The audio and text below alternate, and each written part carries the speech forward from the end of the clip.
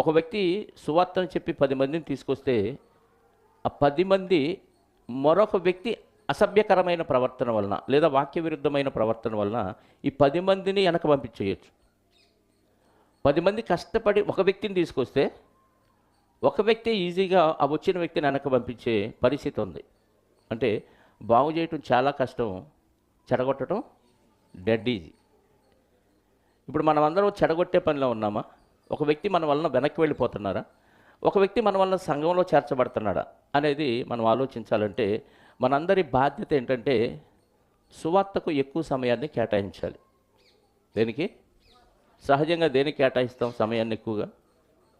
చెప్పండి. సొంత పనులకే ఎక్కువ సమయం కేటాయిస్తాం. అందుకే సొంత పనులకు ఎక్కువ సమయం కేటాయిస్తాం కాబట్టి ఇంటికి ఎక్కువ ఆదాయం వస్తుంది. సువార్త పనికి ఎక్కువ సమయాన్ని కేటాయిస్తే చెప్పండి, పరలోకానికి ఎక్కువ ఆదాయం